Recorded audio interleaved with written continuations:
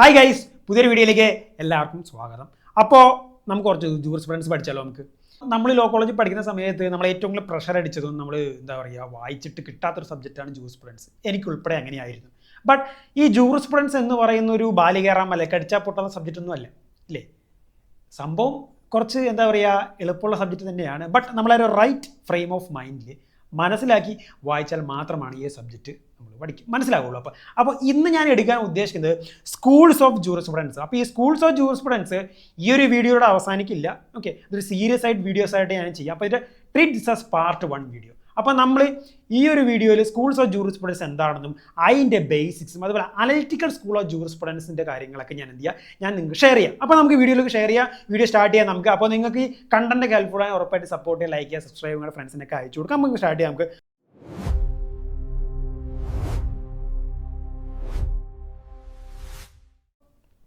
What is schools? ഈ schools of jurisprudence നമ്മുടെ സ്കൂളിൽ പോകണം, നമ്മൾ ആ സ്കൂളാണോ? അല്ല. സ്കൂൾസ് ഓഫ് ജൂറിസ്പ്രുഡൻസ് എന്ന് പറഞ്ഞാൽ എന്താ? ഇപ്പോൾ ഞാൻ നിങ്ങൾക്ക് സ്ക്രീനിൽ കാണാൻ നിങ്ങൾക്ക് വാട്ട് ഈസ് ലോ? എന്താണ് നിയമം? Where does law comes from? നിയമം എങ്ങനെയാണ് ഒറിജിനേറ്റ് ചെയ്തത്? Why should people obey law? ആൾക്കാർ എന്തിനാണ് നിയമം അനുസരിക്കേണ്ട ആവശ്യം? അപ്പോൾ ഇങ്ങനെയുള്ള കുറച്ച് കാര്യങ്ങളുണ്ട്. എന്താണ് ഈ നിയമം? എന്തുകൊണ്ട്, എന്തിൽ നിന്നാണ് നിയമം വരുന്നത്? അതുപോലെ തന്നെ വൈ ഷുഡ് പീപ്പിൾ ഒബേ? ഇതൊക്കെ കുറച്ച് ഡിബേറ്റബിൾ ആയിട്ടുള്ള കാര്യമാണ്.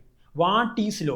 ഇപ്പം നിയമം എന്താണെന്ന് എൻ്റെ അടുത്ത് ചോദിച്ചാൽ എനിക്കൊരു കാര്യമായിരിക്കും പറയേണ്ടത്, വേറൊരാളടുത്ത് ചോദിച്ചാൽ ആൾക്ക് വേറൊരു കാര്യം പറയാം. അപ്പോൾ നിയമം എന്ന് പറയുന്നത് കൃത്യമായ ഡെഫിനേഷൻ ഉള്ളൊരു വാക്കല്ല, ഇല്ല, അതൊരു വൈഡായിട്ടുള്ളൊരു ടേമാണ്. അപ്പോൾ എന്താണ് നിയമം, നിയമം എങ്ങനെയാണ് വന്നത്, എന്തുകൊണ്ട് നിയമം അനുസരിക്കേണ്ടതെന്നൊക്കെ പറയാൻ ഇങ്ങനത്തെ ഉള്ള കാര്യങ്ങളിൽ പലർക്കും പല കാഴ്ചപ്പാടുകൾ. Different people have different perspectives ഇല്ലേ. ഇപ്പം നമ്മുടെ എമിനൻ്റായ ഒരുപാട് ജൂറിസ്റ്റുകളുണ്ട്, നിയമജ്ഞന്മാരുണ്ട്. അപ്പോൾ അവർക്കൊക്കെ ഈ ഒരു എങ്ങനെ നിയമം വന്നു, എന്താണ് ഈ നിയമം, ജനങ്ങൾ എന്തിനാണ് നിയമം അനുസരിക്കുന്നത്, ഇതിനെപ്പറ്റി പല ജൂറിസ്റ്റുകൾക്കും പല അഭിപ്രായങ്ങളാണ്. അപ്പോൾ ഒരേ അഭിപ്രായമുള്ള ജൂറിസ്റ്റുകളെ നമ്മളെ ക്ലബ് ചെയ്ത് ഒരു സ്കൂളാക്കുന്നു. അപ്പോൾ നമ്മളൊരു 3-4-5 സ്കൂളുകൾ നമ്മൾ പഠിക്കുന്നുണ്ട്. അപ്പോൾ ഒരേ അഭിപ്രായമുള്ളവരെ നമ്മൾ ക്ലബ് ചെയ്ത് ഒരു സ്കൂളാക്കുന്നു. ഇപ്പോൾ അനലിറ്റിക്കൽ സ്കൂൾ ആക്കുന്നു. അതുപോലെ തന്നെ മറ്റ് ഒരേ അഭിപ്രായമുള്ളവരെ നമ്മൾ ക്ലബ് ചെയ്ത് മറ്റൊരു സ്കൂളാക്കുന്നു. അങ്ങനെ അതാണ് ഈ സ്കൂൾസ് ഓഫ് ജൂറിസ്പ്രുഡൻസ്. അപ്പോൾ സ്കൂൾസ് ഓഫ് ജൂറിസ്പ്രുഡൻസ് എന്ന് പറഞ്ഞാൽ ഒന്നുമില്ല, നിയമം എങ്ങനെ വന്നു, എന്താണ് നിയമം, അതിനെപ്പറ്റി പല ആൾക്കാർക്കും പല എമിനൻ്റ് ജൂറിസ്റ്റുകൾക്കും പല പെർസ്പെക്റ്റീവ്സ്, പല കാഴ്ചപ്പാട്, പല ഐഡിയാസാണ് ഉള്ളത്. ഓക്കെ, ആ ഐഡിയാസിൽ ഒരേ ഐഡിയ ഉള്ളവരെ നമ്മൾ എന്ത് ചെയ്തു, ക്ലബ് ചെയ്ത് നമ്മൾ ഓരോ സ്കൂളുകളാക്കുന്നു. അപ്പോൾ schools of jurisprudence refers to the different theories or approaches, okay, കാഴ്ചപ്പാടില്ല, approaches developed by legal scholars to explain the nature, purpose and function of law. Origin, purpose and function of law. എന്തിനെ പറ്റിയാണ് ഇവർക്ക് പല different perspective ഉള്ളത്? എന്ത് കാര്യത്തിനെ പറ്റിയാണ്? എന്താണ് നിയമം, അതിൻ്റെ നേച്ചർ, അതെങ്ങനെ ഒറിജിൻ ചെയ്തു, അതിൻ്റെ ഫങ്ഷൻ, അതിൻ്റെ പർപ്പസ്, ഈ കാര്യങ്ങളെ പറ്റി പല ആൾക്കാർക്കും ഡിഫറെൻറ്റ് അപ്രോച്ചസ് ആണ്. പല ലീഗൽ സ്കോളേഴ്സിനും ഡിഫറെൻറ്റ് തിയറീസും ഡിഫറെൻറ്റ് അപ്രോച്ചസ്. ഇതൊക്കെയാണ് നമ്മൾ എന്ത് ചെയ്യുന്നുണ്ട് ഈ സ്കൂൾസ് ഓഫ് ജൂറിസ്പ്രുഡൻസ് എന്ന ഭാഗത്ത് നമ്മൾ എന്ത് ചെയ്ത് നമ്മൾ പഠിക്കുന്നത്. അപ്പോൾ ഇത്രയേ ഉള്ളൂ സ്കൂൾസ് ഓഫ് ജൂറിസ്പ്രുഡൻസ് എന്ന് പറഞ്ഞാൽ, ഇത്രയേ ഉള്ളൂ. ഇതിനെപ്പറ്റി എന്താണ് നിയമം, അതിൻ്റെ ഒറിജിൻ, പർപ്പസ്, അതിനെപ്പറ്റി പല ആൾക്കാർക്കും പല പെർസ്പെക്റ്റീവും പല അപ്രോച്ചുകളും ഉണ്ട്. അപ്പോൾ ഒരേ ഇതുള്ള ആൾക്കാരെ നമ്മൾ എന്ത് ക്ലബ് ചെയ്ത് ഒരു സ്കൂളാക്കുന്നു. അപ്പോൾ there are 5 different schools of jurisprudence. ഏതൊക്കെയാണ്?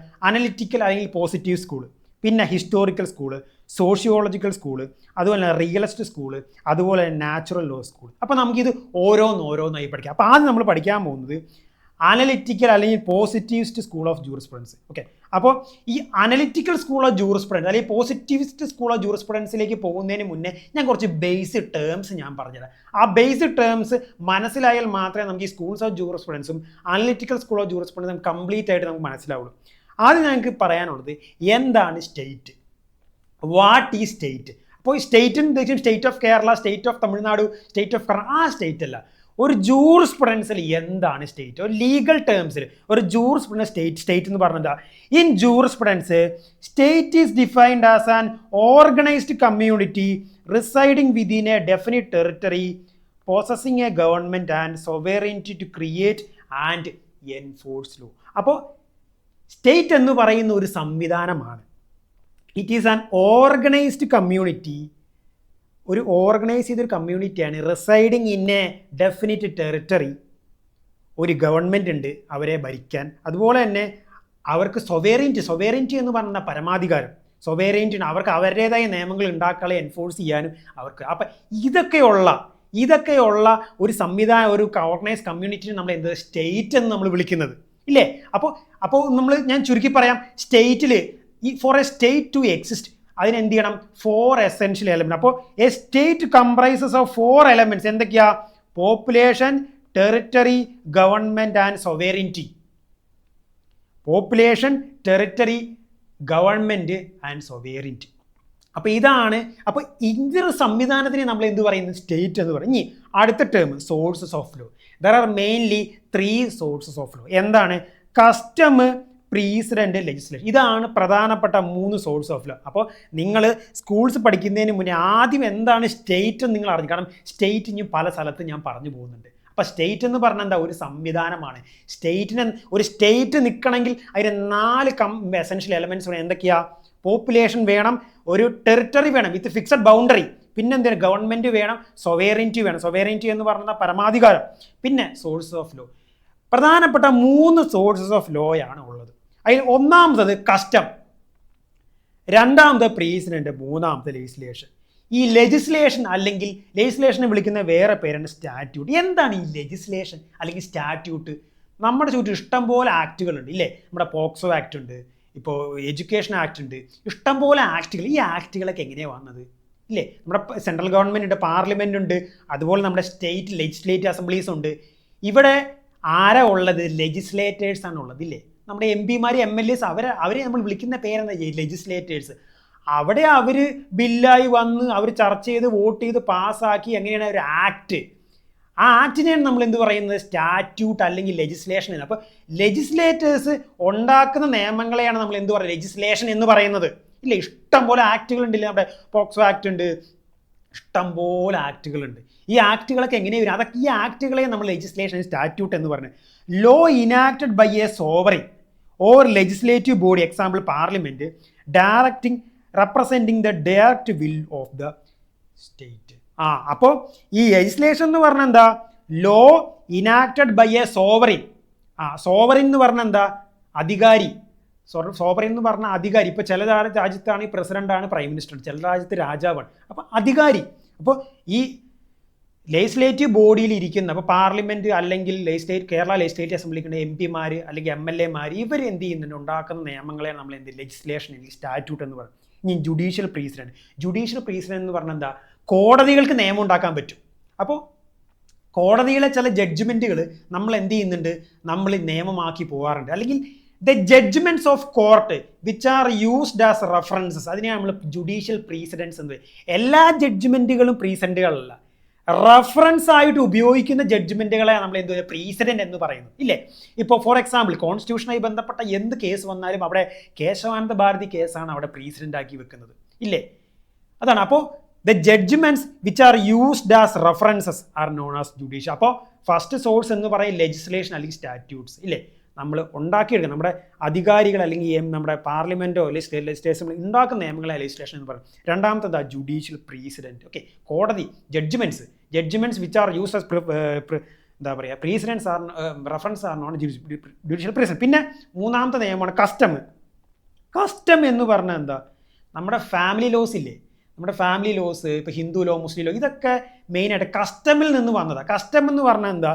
Custom are long established practices or tradition accepted by society and recognized by courts. വളരെ സെഞ്ച്വറീസ് ഓൾഡായിട്ട് നമ്മൾ പ്രാക്ടീസ് ചെയ്യുന്ന കുറച്ച് ആചാരങ്ങൾ, അത് നിയമം അനുസരിച്ച് നിയമം അത് സാങ്ഷൻ കൊടുക്കണം, അല്ലെങ്കിൽ നിയമം റെക്കഗ്നൈസ് ചെയ്ത് അത് കോടതികൾ റെക്കഗ്നൈസ് ചെയ്ത്. ഇപ്പം സതി എന്ന് പറയുന്നത് അതൊരു കസ്റ്റമായിരുന്നു, പക്ഷെ അത് വാലിഡ് ആണോ? അല്ല. Customs are long practice which are accepted by court and law. അതാണ് നമ്മൾ എന്തൊരു കസ്റ്റം. അപ്പോൾ നമ്മുടെ ഫാമിലി ലോസ് ഒക്കെ കസ്റ്റമിൽ നിന്ന് വന്നിട്ടുള്ളതാണ് ഇല്ലേ? പിന്നെ അപ്പോൾ സ്റ്റേറ്റ് എന്താന്ന് പറഞ്ഞു? സോഴ്സസ് ഓഫ് ലോനെ പറ്റി സെപ്പറേറ്റ് ഒരു വീഡിയോ ഞാൻ ചെയ്യാൻ. ഓക്കെ, ഇപ്പം ഞാൻ ഇത് പറഞ്ഞുകൊണ്ട് പിന്നെ അടുത്തതാണ് പ്രധാനപ്പെട്ട കാര്യം, പോസിറ്റിവിസം. എന്താണ് ഈ legal positivism? What is legal positivism? Positivism is a theory of law which states that law is a set of rules created and enforced by the authority of state and its validity does not depend upon morality of positivism എന്ന് പറഞ്ഞാൽ അതൊരു ഒരു theory of law ആണ്. Okay, ഈ positivist തിയറിയിൽ എന്താ പറയുന്നത്? അവർ പറയുന്നത് law is a set of rules created by a sovereign.